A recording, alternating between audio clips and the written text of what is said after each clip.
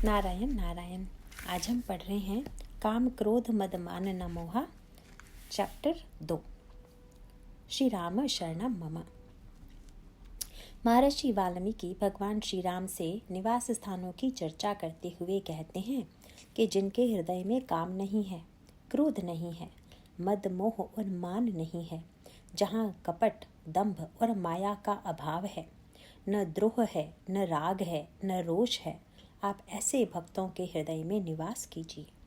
यद्यपि महर्षि वाल्मीकि ने केवल 2 ही पंक्तियों में जिन जिन विकारों का नाम ले लिया, उनकी व्याख्या की जाए तो कई दिनों तक उनकी ही व्याख्या करनी पड़ सकती है। परंतु इन विकारों के संदर्भ में एक बड़े ही महत्व की बात मैं संक्षेप में कहना चाहूँगा। विकारों के साथ सबसे बड़ी जटिल समस्या यह है कि विकार तो सृष्टि के मूल में ही विद्यमान है। सृष्टि की जो रचना हुई है, हम लोगों की जो रचना हुई है, वह दोष और गुणों से ही मिलकर हुई है। जैसे कोई बर्तन ऐसा हो जो 2 धातुओं के सम्मिश्रण से बना हो, और अगर यह कहा जाए कि धातु के इस बर्तन से एक धातु को पूरी तरह निकाल दीजिए, तो यह संभव कैसे होगा? ब्रह्मा ने सृष्टि का निर्माण कैसे किया? इस संदर्भ में एक पंक्ति आती है, विधि प्रपंच गुण अवगुण साना। ब्रह्मा की सृष्टि गुण और अवगुणों को सान कर बनाई गई है। यहाँ साना शब्द का प्रयोग किया गया है। सानने का अर्थ है जब 2 वस्तुओं को मिलाकर पूरी तरह से एक कर दिया जाए।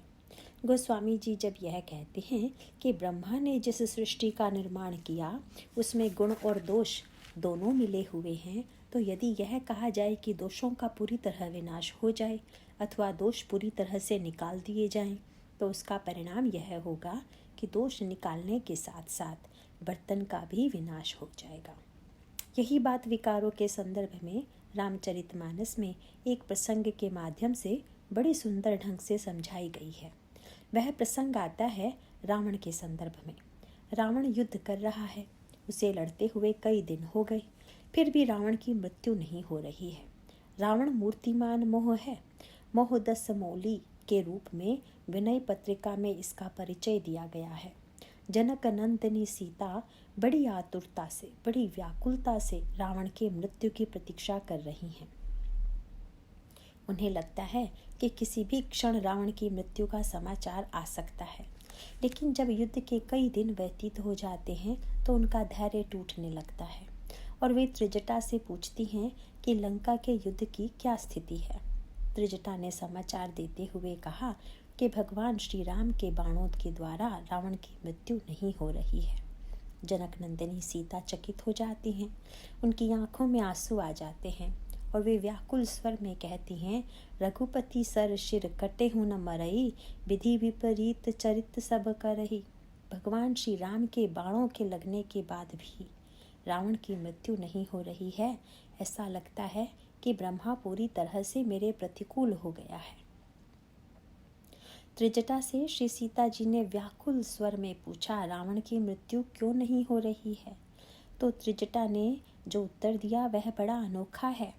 उसने कहा कि भगवान के सामने समस्या यह है कि रावण की मृत्यु के साथ साथ कहीं संसार की ही मृत्यु ना हो जाए। किंतु ऐसा क्यों हो रहा है, इस पर जरा आप ध्यान दीजिए। रावण विकार है और विकार को मिटाने में भगवान राम के सामने सबसे बड़ी समस्या यह है कि विकार के साथ साथ संसार भी मिट जाएगा। अगर संसार में भी दृष्टि डालकर पूरी तरह से विकार रहित व्यक्ति की यदि कल्पना करें तो इसका परिणाम यह होगा कि आपको असफलता ही मिलेगी, क्योंकि विकार रहित व्यक्ति शरीरधारी तो होगा नहीं। इसीलिए वहाँ त्रिजटा ने उसकी व्याख्या बड़ी सांकेतिक भाषा में की है। उन्होंने कहा, देवी, इसके पीछे रहस्य यह है कि रावण निरंतर आपका ध्यान करता रहता है। अब आप विचार करके देखिए कि रावण मोह का मूर्तिमान रूप तो है ही, और साथ ही जानकी जी का चिंतन वह कामासक्ति की ही दृष्टि से करता है। काम की वृत्ति से प्रेरित होकर निरंतर जानकी जी के रूप का चिंतन रावण करता है।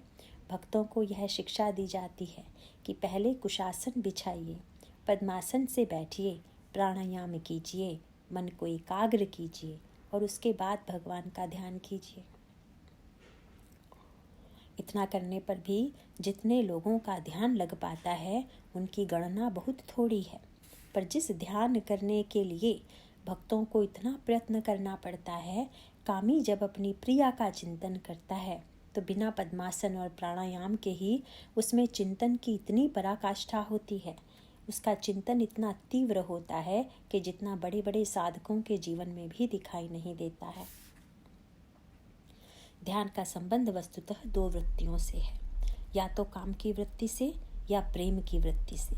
या तो प्रेम से चिंतन होगा या फिर कामासक्ति के कारण। रामायण में इसको सूत्रात्मक रूप में यूं कहा गया है। काकभुशुंडी जी जिस सुमेरु पर्वत पर रहते हैं वहाँ 4 शिखर हैं। उन 4 शिखरों में 4 वृक्ष लगे हुए हैं। उन 4 वृक्षों के नीचे काकभुशुंडी जी 4 क्रियाएं करते हैं। उन वृक्षों में एक वृक्ष आम का भी है। आम के वृक्ष के नीचे बैठकर काकभुशुंडी जी मानसिक पूजा किया करते हैं। आप मानस में पढ़ते हैं, आम छाह कर मानस पूजा, तजी हरि भजनु काजू नहीं दूजा।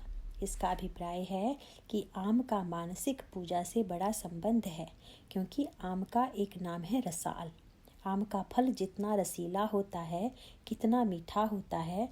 आप मन ही मन भगवान का ध्यान करते हैं, भगवान की पूजा करते हैं, किंतु जब तक आपका मन रस युक्त न हो तब तक आप मानसिक पूजा कर ही नहीं सकते। काकभुशुंडी जी भी रसाल के नीचे बैठकर मानस पूजा किया करते हैं। परंतु रामायण में एक और स्थान पर भी सांकेतिक भाषा में एक सूत्र दिया गया है और वहाँ पर भी प्रश्न वही है। भगवान शंकर समाधि में बैठे हुए हैं। उनका मन विकार रहित तो है ही, पर वे सती के माध्यम से जो गृहस्थ जीवन स्वीकार कर चुके थे उससे भी अब मुक्त हो चुके हैं। उसकी परिणति यह होती है कि भगवान शंकर के विवाह के बिना तारकासुर की मृत्यु नहीं हो पा रही है। काम को भेजा जाता है कि वह जाकर शंकर जी के मन में काम की वृत्ति की प्रेरणा करे और उसके बाद शंकर जी विवाह करें, जिससे उनको पुत्र हो और तब तारकासुर मारा जाए। कामदेव भगवान शंकर पर आक्रमण करने के लिए चलता है। जब काम वहां पहुंचा तो उसने देखा कि वहां पर भी आम का एक वृक्ष है और अंत में काम आक्रमण करने के लिए आम के इसी वृक्ष का आश्रय लेता है। देखी रसाल बिटप बर साखा, तेही पर चढ़े मदन मन माखा। ध्यान दिया आपने, राम और काम दोनों के प्रसंग में आम जुड़ा हुआ है। इसका अर्थ हुआ कि राम रस सिक्त भी रसाल अर्थात रस के प्रेमी हैं तथा कामासक्त भी रस के प्रेमी हैं। ऐसी स्थिति में शंकर जी के सामने समस्या आ गई, इसीलिए उन्होंने तीसरी दृष्टि खोली। यद्यपि मान्यता यह है कि जब भगवान शंकर तीसरी दृष्टि खोलते हैं तो सारी सृष्टि का प्रलय हो जाता है, पर आज भगवान शंकर ने तीसरी दृष्टि का प्रयोग कितना सीमित किया, यह आप देखिए। रामायण में वर्णन आता है कि सौरभ पल्लव मदन विलोका। शंकर जी ने नेत्र खोलकर चारों ओर देखा कि मेरे मन में विकार का जो उदय हुआ, इसके पीछे कारण रूप में कौन है। तो उनको दिखाई पड़ा कि रसाल के ऊपर काम बैठा हुआ है। बस बैठने के स्थान में भेद है। काकभुशुंडी जी बैठते हैं रसाल के नीचे और काम बैठता है रसाल के ऊपर। इन दोनों के स्थान के चुनाव में अंतर है। इसका अभिप्राय है कि रस का आश्रय लेकर उपासना मानो आम का सदुपयोग है। आम पर सवार होने का अभिप्राय है काम का स्वभाव है दूसरे के सिर पर सवार होना। काम की वृत्ति जब आती है तो वह व्यक्ति के मस्तिष्क पर सवार हो जाती है। मानो रसाल के ऊपर बैठा हुआ वह अपनी वृत्ति का ही परिचय दे रहा है।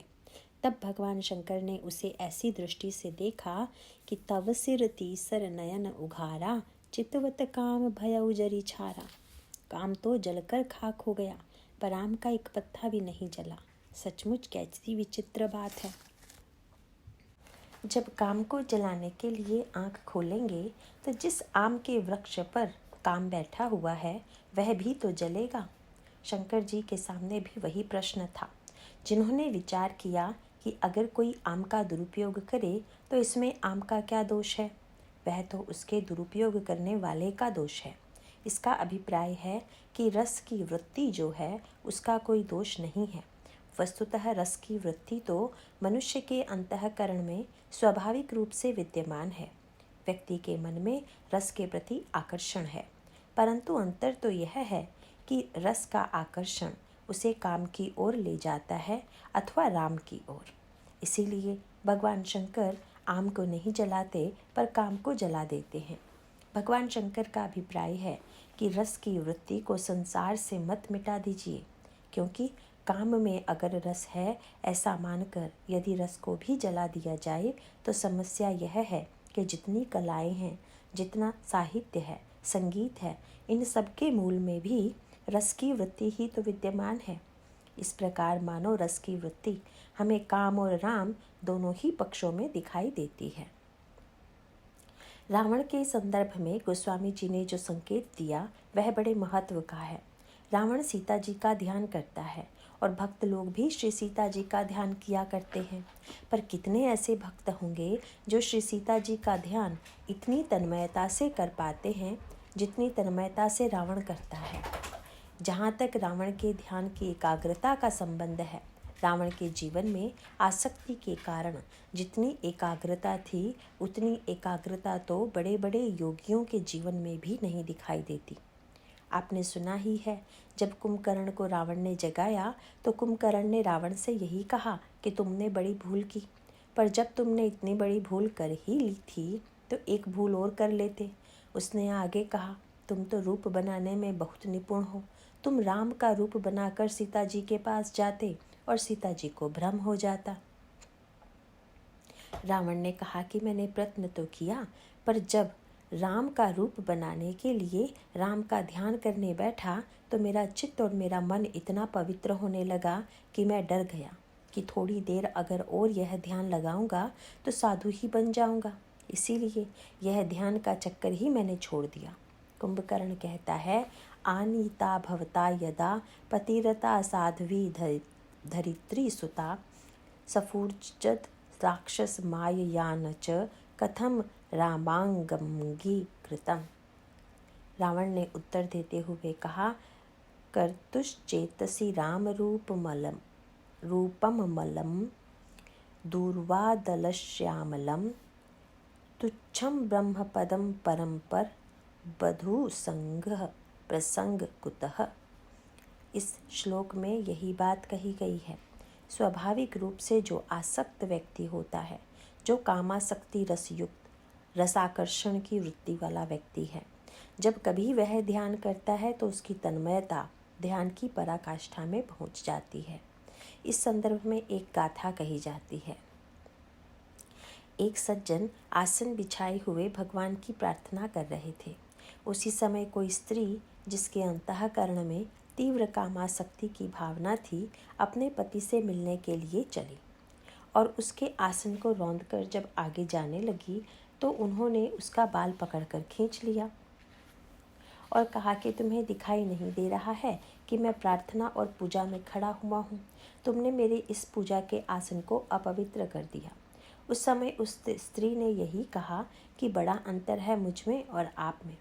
मुझे मनुष्य में इतनी आसक्ति हो गई थी कि मुझे आप तथा आपकी पूजा का आसन दिखाई देना बंद हो गया था, पर आपको मैं दिखाई दे रही हूँ। इसका अभिप्राय है कि ईश्वर के प्रेम में आप इतने विस्मृत नहीं हो पाए जितनी विस्मृति काम वृत्ति के कारण मेरे अंतःकरण में आ गई। रावण इसी तरह से प्रतिक्षण सीता जी के ध्यान में डूबा रहता है। एक क्षण के लिए भी वह उस ध्यान से अलग नहीं होता। अब रावण के भक्त बनने की एक ही कड़ी थी। अगर वह होती तो रावण भक्त बन जाता। वह कड़ी यह है कि सीता जी का ध्यान करता हुआ रावण यदि इस ओर दृष्टि डालता कि जिन सीता जी का मैं ध्यान करता हूँ वे सीता जी किसका ध्यान कर रही हैं, तो वह भक्त हो ही जाता, क्योंकि सीता जी के हृदय में उसे राम दिखाई दे जाते। जहाँ सीता जी के स्थान पर राम दिखाई दे जाते, वहाँ पर तो कामासक्ति के स्थान पर उसकी वृत्ति रामासक्ति की ओर मुड़ जाती। काम के स्थान पर वह राम से जुड़ जाता, पर वह तो अपने को इतना केंद्रित किए हुए है कि जब ध्यान भी करता है तो केवल सीता जी का करता है। पर श्री सीता जी जिनका चिंतन करती हैं, रावण उनका चिंतन नहीं करता। भगवान राम देख रहे हैं कि रावण सीता जी के ध्यान में डूबा हुआ है, सीता जी मेरे ध्यान में डूबी हुई हैं और मेरे उदर में सारा संसार है। अगर मैं रावण को मार दूंगा तो रावण की मृत्यु तो होगी ही, पर साथ ही साथ समस्त संसार की भी मृत्यु हो जाएगी। यही के हृदय बस जानकी उर मम बास है, मम उदर भुवन अनेक, लागत बान सब कर नाश है। इसका सूत्र यह है कि भगवान के सामने चिंता यही है कि मोह तो मरे पर संसार न मरे, काम मिटे पर उसमें जो आसक्ति की वृत्ति है वह न मिटे। इसका अभिप्राय है कि जितनी तन्मयता कामी के जीवन में है, उतनी तन्मयता अगर एक भक्त के जीवन में आ जाए तब तो फिर कहना ही क्या। इसीलिए गोस्वामी जी को यही तो मांग करनी पड़ी। तुलसीदास जी जब रामायण की रचना कर चुके तो भगवान ने कहा कि आपने मेरे गुणों की इतनी विस्तृत चर्चा की है, इसका आपको क्या पुरस्कार दे। गोस्वामी जी ने कहा, महाराज अपने चरणों में प्रेम दीजिए। भगवान ने पूछ दिया, किसकी तरह प्रेम चाहते हो, भरत की तरह, लक्ष्मण की तरह कि हनुमान जी की तरह। गोस्वामी जी ने कहा, प्रभु इतने बड़े बड़े नाम लेने का साहस भला मैं करूँगा, तो फिर तुम कैसा प्रेम चाहते हो। उन्होंने कहा, प्रभु कामी ही नारी पियारी जिमी, और कुछ नहीं। एक कामी के अंतःकरण में स्त्री के प्रति जितना प्रेम होता है, जितनी तीव्रता और आसक्ति होती है, आप वही वृत्ति मुझे दे दीजिए। उसके साथ साथ एक शब्द और जोड़ दिया, लोभ ही प्रिय जिमी दाम, मानो लोभ मोह तथा काम आदि की जिन वृत्तियों की निंदा की जाती है, उन सारी वृत्तियों को गोस्वामी जी भगवान के संदर्भ में जोड़ते हुए कहते हैं कि कामी को जैसे स्त्री प्रिय लगती है, लोभी को जैसे दाम प्रिय लगता है, वैसे ही मुझे आप प्रिय लगे। भगवान ने पूछ दिया, जब कामी बनने की वृत्ति आ गई तो फिर लोभी क्यों बनना चाहते हो। तुलसीदास जी ने कहा, महाराज कामी में एक कमी है, जो लोभी भी बनना चाहता हूँ। क्या?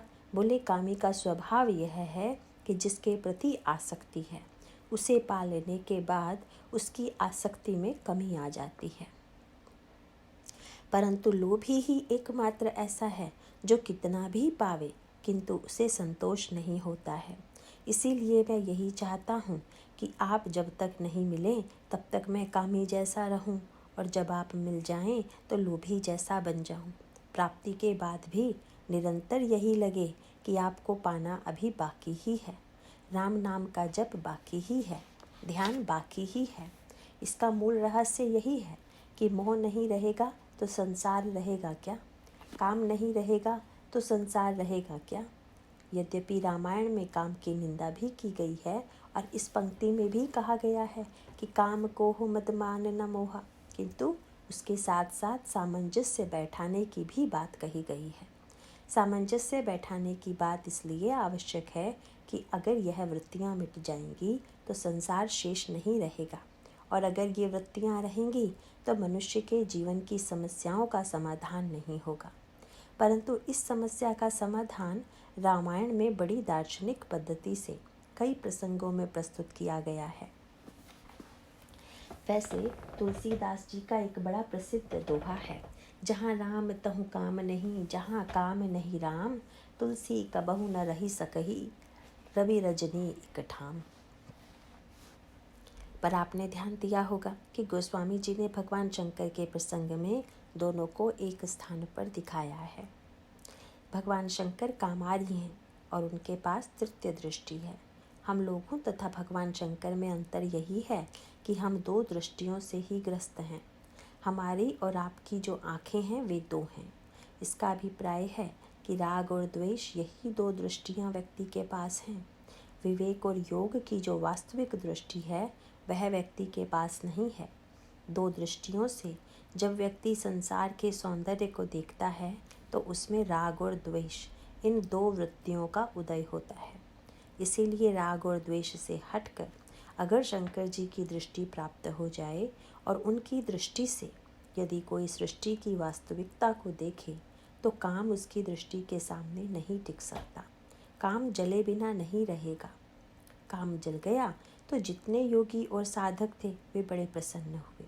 उन्हें लगा कि एक बहुत बड़े विकार की जो समस्या थी उसका शंकर जी ने समाधान कर दिया। इसीलिए अब हमें काम को जीतने की चेष्टा नहीं करनी है, क्योंकि शंकर जी ने काम को जला दिया। शंकर जी द्वारा काम को जला दिए जाने पर गोस्वामी जी ने अलग अलग प्रकार की मनोवृत्तियों का वर्णन किया है। जो कामी थे वे अत्यंत व्यथित हुए, क्योंकि समुझ काम सुख सोच ही भोगी, और साधक तथा योगी प्रसन्न हो गए। भय अकंटक साधक जोगी, पर सबसे ज़्यादा दुखी देवता हुए। देवता दुखी क्यों हुए, इसकी पृष्ठभूमि में भी एक कथा है। रावण की मृत्यु के समान ही वहाँ पर भी एक तात्विक गाथा है। एक दैत्य था तारकासुर। नाम भी कभी कभी बड़ा अटपटा होता है। यद्यपि नाम होना तो चाहिए था मारकासुर, पर उसे नाम मिला था तारकासुर। तारक शब्द बड़ा पवित्र है। तारकासुर नामक दैत्य के मन में अमर होने की इच्छा उत्पन्न हुई। तब उसने तपस्या की। तपस्या के बाद जब ब्रह्मा वरदान देने को आए, तब उसने सोचा कि अगर मैं यह कहूँ कि मेरी मृत्यु न हो, तो ब्रह्मा जी कह देंगे कि सृष्टि के नियम में यह संभव नहीं है।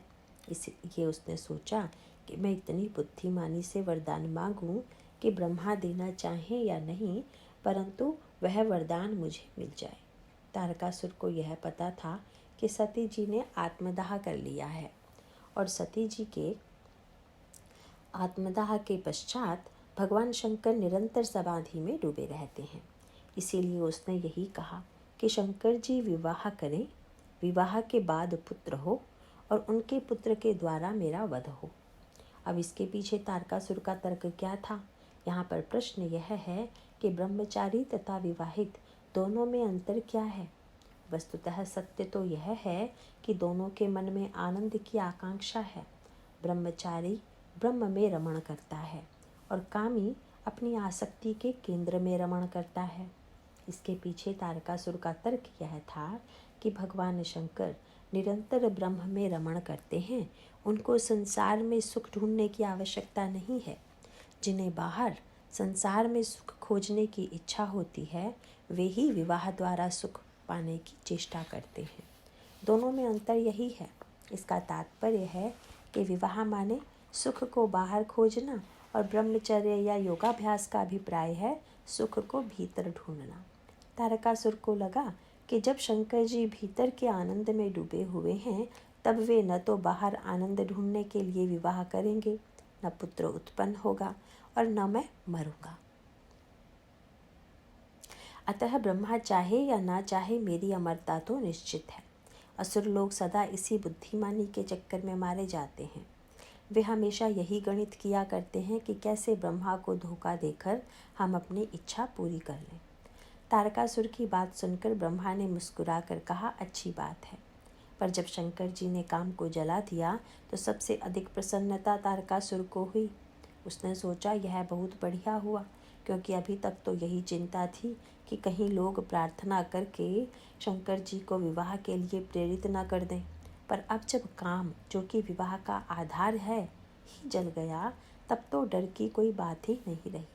अब न विवाह होगा, न पुत्र होगा और न ही मैं मरूंगा। अब मेरी अमरता में कोई संदेह नहीं है। परंतु एक बार फिर वही प्रश्न सामने आया कि क्या काम का मरना ही वह अंतिम उपाय है कि जिससे समस्या का समाधान हो जाएगा? काम के मरने पर जब ऐसा लगा कि तारकासुर अमर हो गया तो देवता व्याकुल हो गए। तब एक नया सामंजस्य स्थापित किया गया। वह नया सामंजस्य है कि विकारों की जो विकृति है वह तो दूर कर दी जाए और उन विकारों में भी जो विशेषता है उसे ग्रहण कर लिया जाए, उपयोगी बना दिया जाए। क्योंकि संसार में कोई ऐसी वस्तु नहीं है जिसमें गुण और दोष दोनों न हो। जो गुण हैं उनमें भी दोष हैं और जो दोष हैं उनमें भी गुण हैं। आप दोनों पर विचार करके देखिए, क्या कोई ऐसा गुण है कि जिसमें कोई ना कोई दोष ना हो, और क्या कोई ऐसा दोष है कि जिसमें कोई गुण ना हो? जब दोनों से मिला हुआ यह संसार बना है तो फिर दोनों में से एक को अलग कैसे किया जा सकता है? गोस्वामी जी ने कहा कि भगवान शंकर ने जब कामदेव को जला दिया तो रति बहुत व्याकुल हो गई। यहाँ पर एक एक सूत्र बड़े अनोखे हैं। रति काम की पत्नी है। रति शब्द साहित्य में दोनों अर्थों में प्रयुक्त होता है। काम के संदर्भ में वह काम की पत्नी है और भक्ति के संदर्भ में रति का अर्थ भगवान के चरणों में महत्तम प्रीति है। इसीलिए शंकर जी ने काम को जलाया पर रति को छोड़ दिया। भगवान शंकर से रति ने उलाहना देते हुए कहा, आपने मेरे पति को ही जला दिया, फिर मुझे क्यों छोड़ दिया? शंकर जी ने कहा, नहीं नहीं, काम राम से दूर करता है, पर तुम्हारी आवश्यकता तो राम भक्तों को भी है। इसीलिए आवश्यकता यह है कि काम का विनाश हो पर रति जीवित रहे। भक्तों के द्वारा सर्वत्र जो याचना की जाती है वह याचना क्या है? भक्त लोग भगवान से क्या मांगते हैं? श्री भरत जैसा त्यागी और विरागी भला कौन होगा? किंतु वे भी कहते हैं कि मुझे काम भी नहीं चाहिए, अर्थ भी नहीं चाहिए, मोक्ष भी नहीं चाहिए और धर्म भी नहीं चाहिए। ये 4 फल नहीं चाहिए। इन चारों फलों में काम को भी एक फल माना गया है। इसका अर्थ है कि जीवन में काम को स्वीकार करना पड़ेगा। यह जीवन की स्वाभाविक परिणति है। किंतु श्री भरत त्रिवेणी के तट पर खड़े होकर याचना करते हैं, अर्थ न धर्म न काम रुचि, गति न चहूँ निर्वाण। भरत जी से पूछा गया कि ये चारों फल नहीं चाहिए, लेकिन कुछ तो चाहिए। उन्होंने कहा, केवल एक वस्तु चाहिए और वह है जन्म जन्म रति राम पद, यह वरदान न आन। जन्म जन्मांतर में राम के चरणों में मेरी रति बनी रहे, बस यही वरदान दीजिए। शंकर जी के प्रसंग में भी काम और रति जुड़े हुए हैं, पर शंकर जी ने काम को मारा और रति को छोड़ दिया। उसके बाद कथा यहीं समाप्त नहीं हो गई। रति विलाप करती हुई भगवान शंकर के पास आई। रोदति वदति बहुभांति करुणा करती शंकर पही गई। उसने शंकर जी को लाहना देकर पूछा कि आपने मेरे पति को क्यों जला दिया? तो शंकर जी ने कहा कि मैं भगवान राम के ध्यान में डूबा हुआ था कि तुम्हारे पति ने मेरे ऊपर बाण का प्रहार किया और मेरा ध्यान राम की ओर से हटाने की चेष्टा की। इसीलिए मैंने उसे नष्ट कर दिया, क्योंकि जो राम की ओर से ध्यान हटाने की चेष्टा करे उसे नष्ट कर देना ही उचित है। पर रति को एक बात ऐसी सूझ गई कि जिसे सुनकर शंकर जी प्रसन्न हो गए। रति ने कहा, महाराज, इसका दूसरा पक्ष भी तो है। आपका विवाह न करना आपके लिए चाहे जितना कल्याणकारी हो, पर आपके द्वारा यह जो काम का विनाश है वह संसार के लिए कितना घातक है। आप जरा यह भी विचार करें। आप काम को जलाने में, मिटाने में समर्थ हैं, पर काम के बिना भी रह सकते हैं। किंतु आप यदि काम को स्वीकार नहीं करेंगे तो पुत्र उत्पन्न नहीं होगा, और तब फिर तारकासुर नहीं मारा जाएगा, और जब तारकासुर नहीं मारा जाएगा तब संसार पर असुरों का राज्य रहेगा। सचमुच यह बहुत बढ़िया बात है। संसार के सभी भले व्यक्ति यदि यह व्रत ले लें कि हम ब्रह्मचारी रहेंगे, तो क्या जितने दुराचारी हैं वे भी व्रत ले लेंगे? उसका परिणाम यह होगा कि संसार में फिर उन्हीं की संतानें बढ़ेंगी। इसका अभिप्राय यह है कि अगर भला व्यक्ति जीवन में लौकिक मर्यादाओं को स्वीकार नहीं करेगा तो बुरे व्यक्तियों की शक्ति में वृद्धि होगी। अयोध्या कांड में श्री भरत के सामने भगवान राम ने यही तर्क किया। श्री भरत ने कहा कि अगर मैं राज्य स्वीकार कर लूँगा तो पृथ्वी रसातल को चली जाएगी। मोहि राजू हठि देह हो जब ही, रसा रसा तल जाई तब ही। क्योंकि श्री भरत का तात्पर्य था कि पृथ्वी तो भगवान की पत्नी है, भगवान की शक्ति है। यद्यपि असुर लोगों ने तो पृथ्वी पर अधिकार करने की चेष्टा की है, पर भक्त ऐसा नहीं करते। पर अगर मैं अयोध्या के सिंहासन पर बैठूंगा तो पृथ्वी के मन में यह निराशा होगी कि जब भरत जैसा व्यक्ति भी इस तरह की वृत्ति वाला हो गया तो फिर अब मैं पाताल में ही चली जाऊं तो अच्छा है। यह सोचकर पृथ्वी रसातल को चली जाएगी। इसीलिए मैं राज्य स्वीकार नहीं करता। भगवान राम ने श्री भरत की बात सुनकर भरत जी को उलाहना दिया कि भरत, इसका एक दूसरा पक्ष भी तो है ना। उन्होंने कहा, भरत, यह आवश्यक थोड़े ही है कि पृथ्वी को भोग वृत्ति से ही स्वीकार किया जाए। उसको मात्र वृत्ति से भी तो स्वीकार किया जा सकता है। इसीलिए अयोध्या के सिंहासन पर अगर तुम जैसा संत नहीं बैठेगा तो क्या रावण बैठेगा। भगवान राम ने कहा, भरत, मेरी तो मान्यता यह है कि तुम्हारे स्वीकार करने पर ही यह पृथ्वी रहेगी, नहीं तो रसातल को चली जाएगी। कहूँ सुभाव सत्य शिव साखी, भरत भूमि रह राउरी राखी। इसका अभिप्राय है कि भले व्यक्ति यदि बुराई से बचने के लिए यह निर्णय कर भी लें कि हम बुराई से निरपेक्ष हो जाएंगे, उदासीन हो जाएंगे, हम इनसे परे हो जाएंगे, तो भी संसार के जितने बुरे व्यक्ति हैं ये तो निरंतर इस दिशा में सक्रिय रहेंगे ही, उनकी गतिविधियों में तो कमी आएगी नहीं। रामायण में बहुत बढ़िया प्रसंग आया है। वैसे तो राम और काम में दूरी है, पर उस प्रसंग में राम और काम दोनों को मिलाया गया है। वह प्रसंग शंकर जी का है। जब शंकर भगवान विवाह न करके उदासीन होकर बैठ गए तो एक दिन भगवान राम उनके सामने प्रकट हो गए। तब प्रभु शंकर जी के सामने प्रकट हुए तो शंकर जी को आँख खोलनी पड़ी। यह रामायण की बड़ी सांकेतिक भाषा है। शंकर जी नेत्र मूंद कर भी भगवान राम को ही देख रहे थे। नेत्र मूंद कर देखने के पीछे कारण यह था कि बाहर संसार है और भीतर प्रभु हैं। शंकर जी को लगा कि हमें तो श्री राम को ही देखना है, इसीलिए संसार को क्यों देखें। तब हृदय वाले भगवान राम शंकर जी के सामने प्रकट हो गए। मानो भगवान श्री राम ने शंकर जी की मीठी चुटकी ली कि अब तो आँख खोलिएगा, मैं भीतर ही थोड़े हूँ, मैं तो बाहर भी हूँ। भीतर वाले को तो आपने बहुत देख लिया, अब बाहर वाले को देखिए। शंकर जी ने नेत्र खोला तो भगवान राम को देखकर गदगद हो गए और कहा, प्रभु क्या आज्ञा है। प्रभु ने कहा, आज मैं आपसे कुछ मांगने के लिए आया हूँ, क्योंकि आपसे बढ़कर कोई दानी नहीं है। भगवान राम के शंकर जी से 3 नाते हैं, सेवक, स्वामी, सखा, सिय पीके। आज उन्होंने तीनों नातों की दुहाई देते हुए कहा कि यदि आप मेरे स्वामी हैं तो अब विनती मम सुनहु शिव, आप मेरी प्रार्थना सुनिए। और अगर आप मेरे मित्र हैं तो जो मोह पर निज नेह, मुझसे प्रेम करते हैं तो भी मेरी बात सुनिए।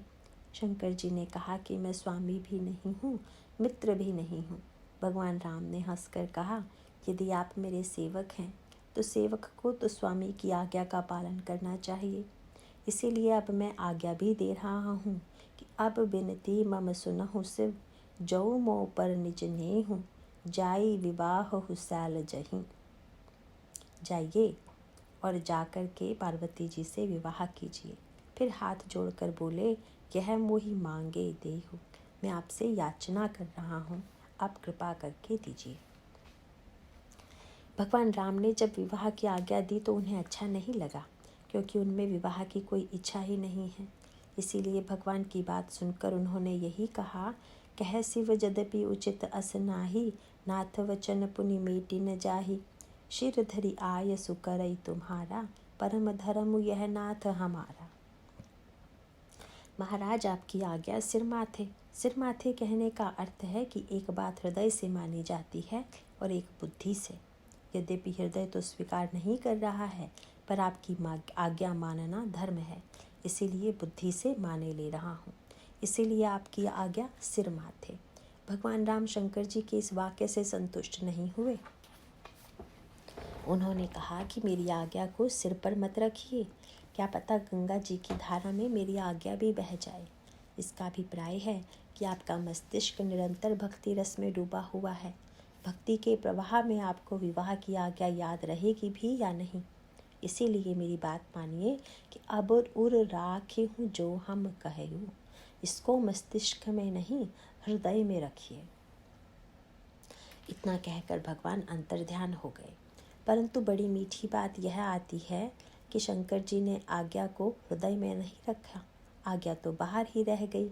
और हृदय में किसको रख लिया?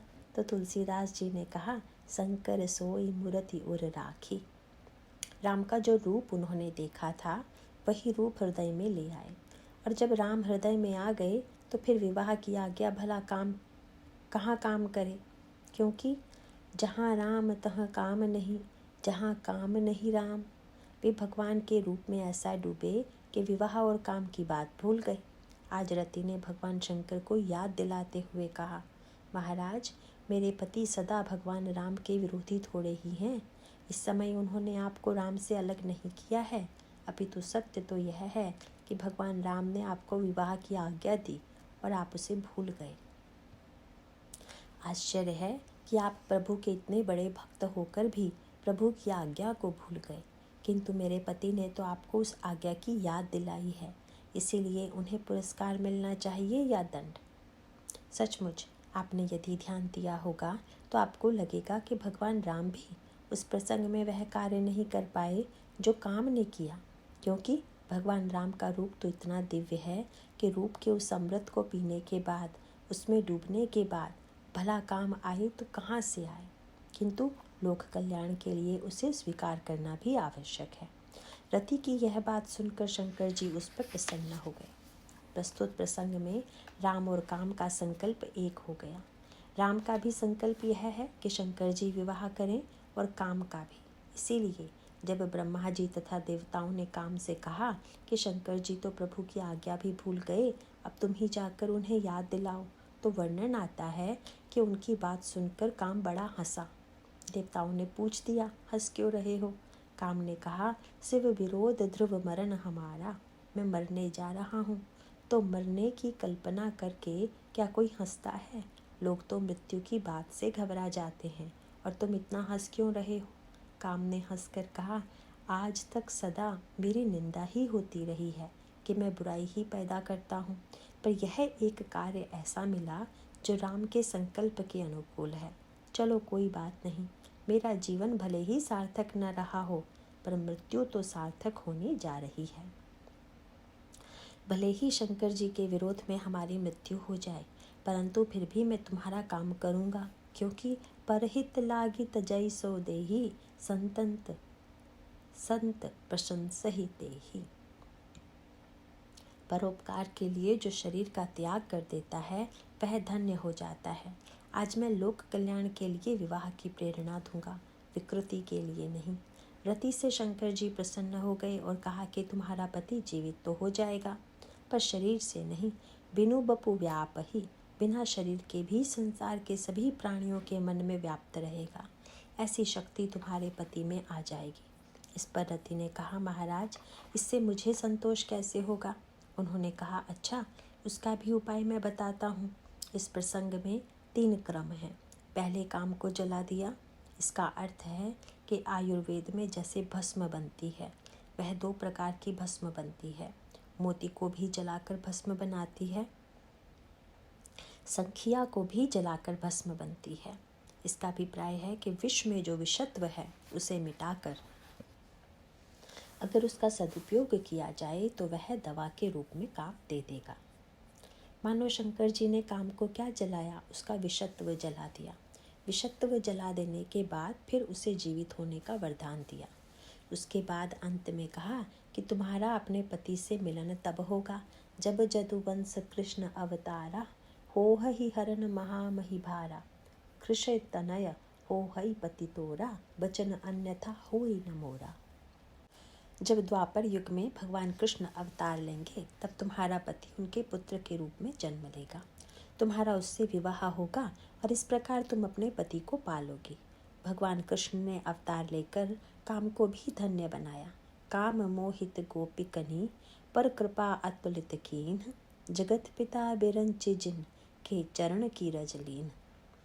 गोस्वामी जी ने कहा कि मानो काम को धन्य बनाने के लिए ही उन्होंने अवतार लिया है। अब काम राम का विरोधी न रहकर उनका पुत्र बनकर आता है। ऐसा पुत्र बना हुआ काम पुनः रति को प्राप्त करके धन्य हो जाता है। इसका सांकेतिक अभिप्राय यह है कि विकारों का पूरा विनाश संभव नहीं है। विकारों की जो विकृति है उसको मिटाकर यदि उनका सदुपयोग करें तो ऐसी स्थिति में काम हृदय में रहते हुए भी नहीं रह गया और क्रोध में भी भगवान का निवास हो गया। इन विकारों को दूर करने की चेष्टा कैसे की जाए, इसकी चर्चा अगले दिनों में की जाएगी। आज इतना ही। नारायण नारायण।